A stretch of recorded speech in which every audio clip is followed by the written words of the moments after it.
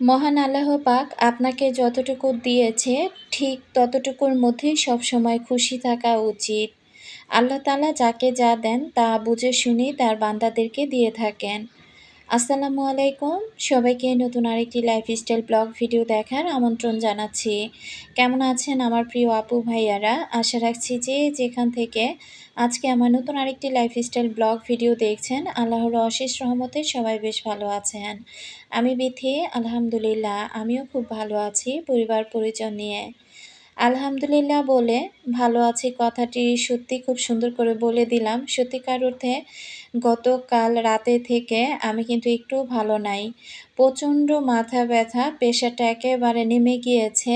সেই সাথে ঘাড় ব্যথা, চোখ মেলে যেন তাকাতেই পারতেছিলাম না। তো গতকালকে ভিডিওটা খুব কষ্ট করে আমাকে ছাড়তে হয়েছে।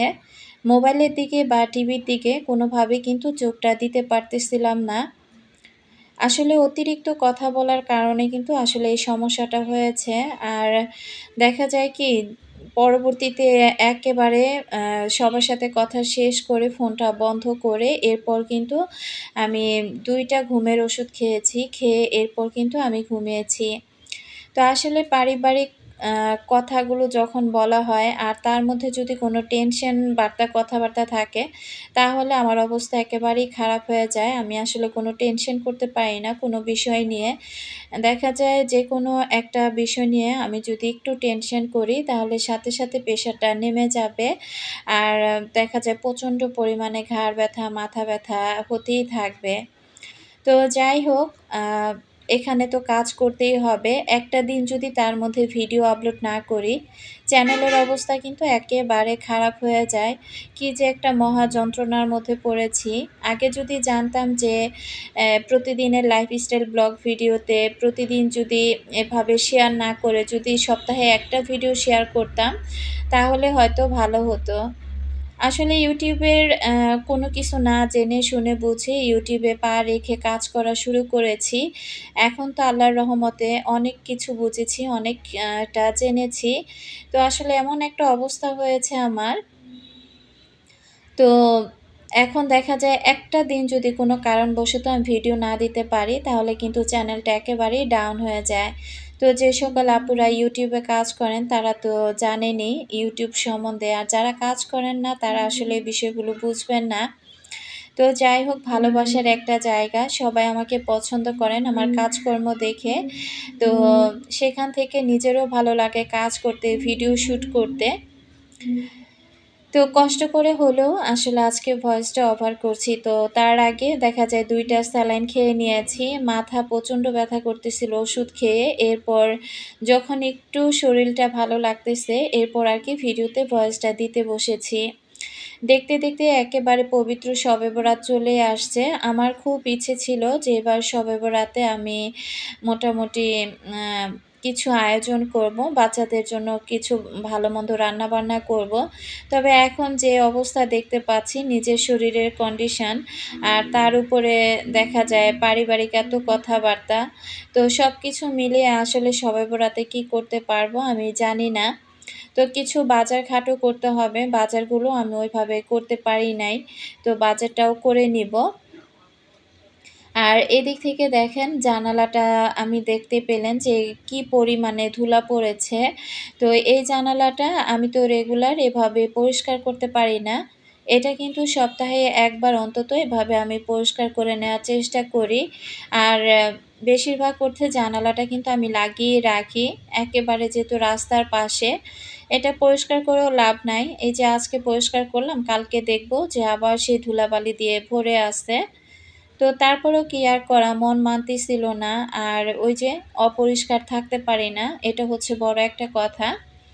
তো সকালবেলা ঘুম থেকে উঠে আমি আগে জানালার গ্রিলগুলো পরিষ্কার করলাম। এরপর ওয়ালমেটগুলো পরিষ্কার করে এখন বিছানাটা ঝেড়ে নিচ্ছি। নাজমা ইসলাম আইডি থেকে আপু আমার এই ওয়ালমেটগুলোর দাম জানতে চেয়েছিল। তো আপু আন্তরিকভাবে দুঃখিত। অনেকদিন আগে আপুটা কমেন্ট করেছে। আসলে রিপ্লাই দিতে ভুলে গিয়েছিলাম। তো আপু এই ওয়ালমেটগুলো আমি ৳১০০ করে কিনেছি। যদিও আমি হয়তোবা গতকালকের আগের দিন না গতকালকে যেন কোনো একটা সময় আপুর দেখা যায় কমেন্টে রিপ্লাইটা দিয়ে দিয়েছিলাম যে ওয়ালমেটগুলো আমি কত টাকা দিয়ে কিনেছি। তো আজকেও কিছু আপুদের কমেন্টের রিপ্লাই দিব। আসলে আমি কিন্তু প্রত্যেকটা ভিডিওতে আপুরা যখন যেটা প্রশ্ন করেন, আমি কিন্তু চেষ্টা করি প্রতিটা আপুর প্রত্যেকটা প্রশ্নের উত্তর দিয়ে দেওয়ার জন্য। তো আমি জানি না যে আসলে আপুরা হয়তোবা ভিডিওটা মিস করে ফেলেন, না ভিডিওটা কিভাবে দেখেন জানি না। যে একটা ভিডিও শুরু থেকে শেষ পর্যন্ত আম সেখানে দেখা যায় কাজের কথা বলি, অনেক সময় অনেক আপুদের প্রশ্নের উত্তর দিয়ে থাকি।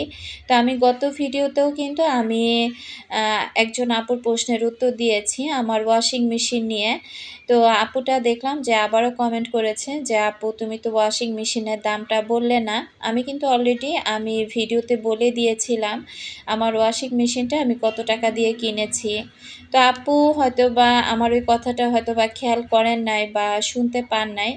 তারপর আপুকে কমেন্ট বক্সে রিপ্লাই দিয়ে দিয়েছি এবং আজকে আবারও বলে দিচ্ছি, আমার ওয়াশিং মেশিনের দামটা নিয়েছিল ৳২৯,৯০০।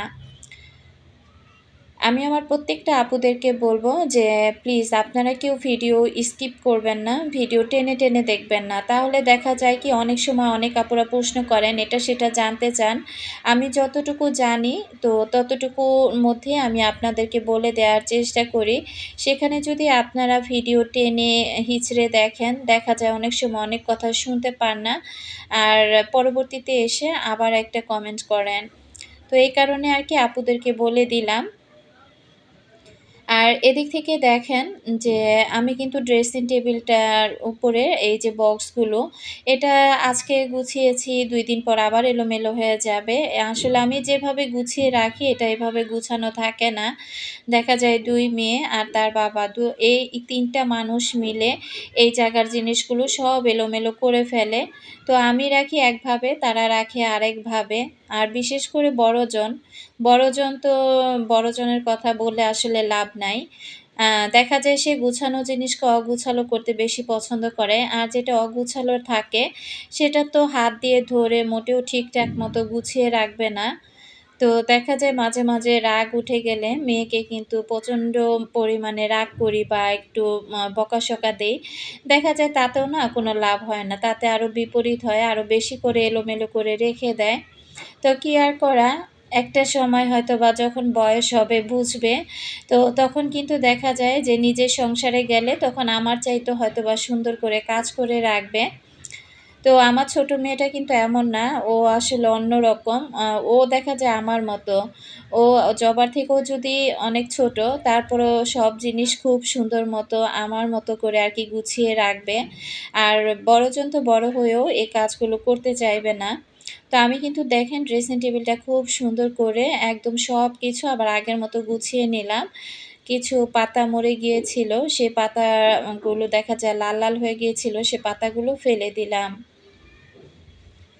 এই যে আমার মানি প্লান্ট গাছটা দেখতে পাচ্ছেন, শীত আসার পর এর যে কি হয়েছে আল্লাহই জানে।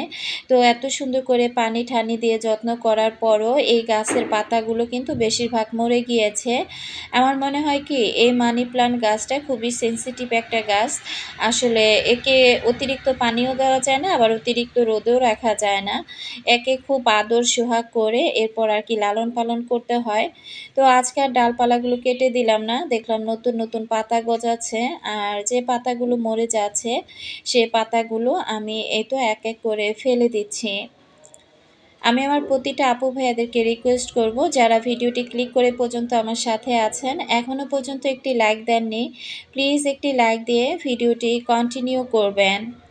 তো এদিক থেকে স্পাইডার প্লান্টের গাছটার মতো দেখলাম অনেক পাতা মরে গিয়েছে। তো সেগুলো আমি পরিষ্কার করে নিয়েছি।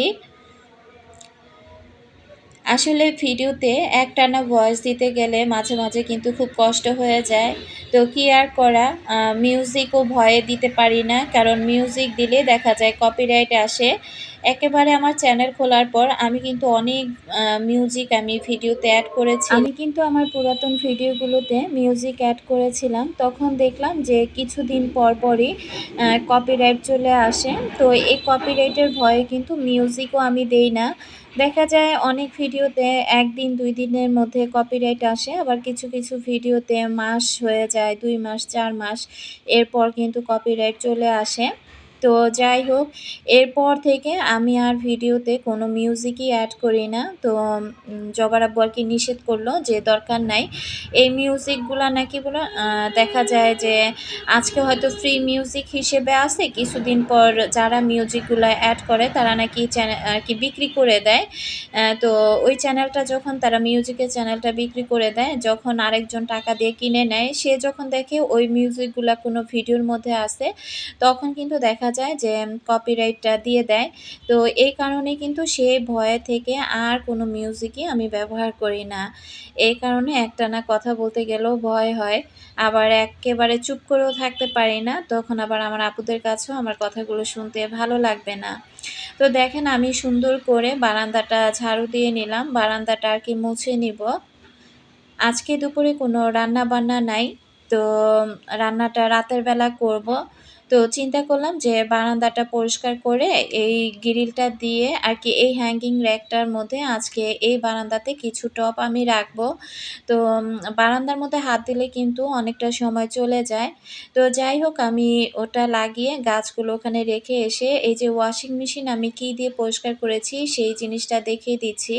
এটা না একটা চায়না প্রোডাক্ট। আসলে এটার নামটা আমি জানি না যেহেতু চায়না লেখা। তো জবার আব্বু এটা দারাজ থেকে বেশি সম্ভবত আমাকে এনে দিয়েছিল। দারাজ থেকে না অন্য কোনো একটা আম আরকি কি পেজ থেকে এনে দিয়েছিল আসলে আমি এই মুহূর্তে ভুলে গিয়েছি। তো এটার মধ্যে এই যে এরকম একটা ট্যাবলেট আছে। এরকম একটা ট্যাবলেট বা ২ টা ট্যাবলেট ব্যবহার করে কিন্তু আমি আমার ওয়াশিং মেশিনটা ডাব ক্লিন করি। তো এটা প্রায় ১ বছর হয়ে গিয়েছে। দেখা যায় আমি মাসে ১ বার অথবা ২ মাসে ১ বার আরকি পরিষ্কার করি।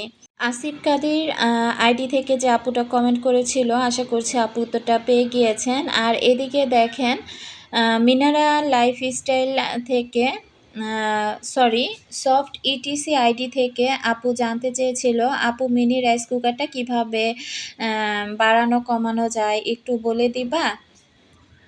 আর শাকিলা জামান আইডি থেকে আপু লিখেছিল, মিনি কুকারটা কিভাবে পরিষ্কার করতে হয় একটু জানাবেন প্লিজ। তো এই যে আপু দেখেন আমি মিনি রাইস কুকারটার মধ্যে আমি ডাল রান্না করেছিলাম। তো ডালটা ঢেলে আমি কিন্তু উপরের অংশটা আগে এভাবে ধুয়ে নিয়েছি। আর বাইরের অংশটা আমি একটা কাপড়ের মধ্যে কিছু ভীম লিকুইড অথবা ভীম সাবান নিয়ে আমি খুব সুন্দর করে চারপাশটা পরিষ্কার করে নিলাম একটা কাপড়ের সাহায্যে। এরপর আবার কাপড়টা ধুয়ে আবার ভালো করে এটা মুছে পরিষ্কার করে নিব। তো এটা কিন্তু একদম ডিরেক্ট পানির মধ্যে দিয়ে পরিষ্কার করা যায় না। আর ভিতরের অংশটা দেখা যায় সফট একটা মাজনি দিয়ে এরপর ভীম লিকুইড দিয়ে আমি কিন্তু আলতো হাতে এটা পরিষ্কার করে নেই। যেহেতু এটা ভিতরের জিনিসটা যদি আমি কোনো রান্নার কাজে দেখা যায় স্টিলের কোনো খুন্তি বা চামচ ব্যবহার করি, এতে করে কিন্তু ভিতরে যে কোটিংটা আছে ওটা কিন্তু নষ্ট হয়ে যাবে। তো আপু যে জিজ্ঞাসা করেছিল যে এটা বাড়ানো কমানো যায় কিনা? তো এটা কিন্তু বাড়ানো কমানো যায় না। আমার এটা শুধু অন আর অফ করা। তো অন করে রান্না করি আর অফ করলে বন্ধ হয়ে যায় এই আরকি। আরেকজন আপু আমাকে জিজ্ঞাসা করেছিল আমি আমার এই ঝুড়িটার মধ্যে কি রাখি? তো এই যে এখানে আমি দেখা যায় কাপড়-চোপড় যেগুলো ময়লা থেকে যায় সেগুলো আমি আমার এই ঝুড়িটার মধ্যে রেখে দেই। আমি কিন্তু আমার রাইস কুকারটা অন অফের বিষয়ে আমি সেটাও কিন্তু ভিডিওতে দেখিয়েও দিয়েছিলাম এবং বলেও দিয়েছিলাম। তো যে সকল আপুরা আসলে ভিডিও শুরু থেকে শেষ পর্যন্ত না দেখেন, দেখা যায় তাদের প্রশ্নটা থেকে যায় এবং আবার ২য় বার কমেন্ট করেন। তো এ কারণে আমি বললাম প্রত্যেকটা আপুকে যখন ভিডিও দেখবেন একটু মনোযোগ সহকারে ভিডিওটা দেখার চেষ্টা করবেন। তাহলে দেখবেন যে আপনাদের প্রশ্নের উত্তরটা আপনারা পেয়ে গিয়েছেন। তো যাই হোক এদিকে আমি ঘরটা এখন খুব সুন্দর করে মপ করে নিচ্ছি। পুরো বাসাটাই মপ করেছি। সেই সাথে আমার সামনের বারান্দাটা কিন্তু আমি খুব সুন্দর করে আজকে ঝেড়ে পরিষ্কারও করেছি। তো ওগুলো আর ভিডিওতে শেয়ার করি নাই। আর রাস্তার পাশে জানালা এটা ২-১ দিন পর পরই আমাকে এভাবে ডিপ ক্লিন করতে হয়। এখন বারান্দাটা দেখিয়ে দিচ্ছি যে কত সুন্দর লাগছে। সেই সাথে গাছগুলোও ধুয়ে দিয়েছি। কাটা মুকুট গাছে একগুচ্ছ ফুল এসেছে। আর এই যে দেখেন এখানে গাছগুলো কিন্তু সব পানি দিয়ে আমি ধুয়ে দিয়েছি। ধুলাবালি দিয়ে একেবারে কিন্তু গাছগুলোর অবস্থা খারাপ ছিল। প্রত্যেকটা গাছকে গোসল করিয়ে দেওয়ার পর দেখতে এত ভালো লাগছিল। আসলে এখন হয়তোবা এই বারান্দাতে আমার একটু কাপড় দিতে অসুবিধা হয়ে যাবে। কারণ যেখানে গাছ থাকে সেখানে কাপড় মেললে কিন্তু গাছের গ্রোথ ভালো হয় না। তো কি আর করা, আমার আসলে ভালো লাগতেছিল না, বারান্দাটা ফাঁকা, ফাঁকা লাগতেছিল। এই কারণে আরকি গাছগুলো এনে আবার এই বারান্দাতে রাখলাম। এরপর কিন্তু আমি ওয়াশিং মেশিনে অনেকগুলো কাপড়-চোপড় দিয়েছিলাম। এগুলো এই যে ধোয়া হয়ে গিয়েছে। রাতের বেলায় আরকি ধুয়ে নিলাম। এগুলো এখন এভাবে রেখে দিব। পরের দিন সকালবেলা মেলে দিব। আর এখন আমি দেখেন কি করতেছি। এখন আমি বেগুন ভাজা করব। আর সাথে ইলিশ মাছ ভেজে নেব। যেহেতু রাতের বেলা, এখন কিন্তু আর তেমন একটা ঝামেলা নাই। তো দেখেন সকালবেলা নাস্তা করার পর থেকে একটার পর একটা কাজ কিন্তু করে যাচ্ছি। তো দুপুরে যেদিন রান্নাবান্না না থাকে সেদিন কিন্তু সংসারের এই বাড়তি কাজগুলো করতে আমার তেমন একটা সমস্যা হয় না। দেখা যায় যদি রান্নাবান্না থাকে সেক্ষেত্রে বাড়তি কাজগুলো ঠিকই করি। তবে রান্নাবান্নায় লেট হয়ে যায়, খাওয়া-দাওয়া করতে লেট হয়ে যায়। এ কারণে মাঝে, মাঝে কি করি যে যদি দেখি সংসারের কাজগুলো থেকে গিয়েছে হাতে, তো তখন দেখা যায় যে দিনের রান্নাটা আমি করি না, বা করলেও একদম খুব সিম্পল রান্না করি, অথবা আগের দিন রান্না করে রেখে দেই এভাবে। আর রাতের বেলা তারপর দেখা যায় হালকা পাতলা একটা কিছু রান্না করে নিলে রাতের খাবারটা কিন্তু খুব সুন্দরভাবে হয়ে যায়। তো যাই হোক, আসলে একটা ভিডিওতে কথা বলতে গেলে অনেক সময় ভিডিওর মধ্যেও কথায় অনেক ভুল ত্রুটি হয়ে থাকে। তো তার জন্য আশা করছি আমার আপুরা সেই বিষয়গুলো ক্ষমা সুন্দর দৃষ্টিতে দেখবেন। মোটামুটি ভাতটা রাইস কুকারে রান্না করে নিয়েছি। আর এই যে এখন ইলিশ মাছগুলো ভেজে নিচ্ছি। তো এগুলো ছিল রাতের খাবার। আর ইলিশ আর বেগুনের সাথে যদি বেশি করে পেঁয়াজ ভাজা করে নেওয়া যায়, তাহলেও কিন্তু সেটা খেতে অনেক বেশি ভালো লাগে।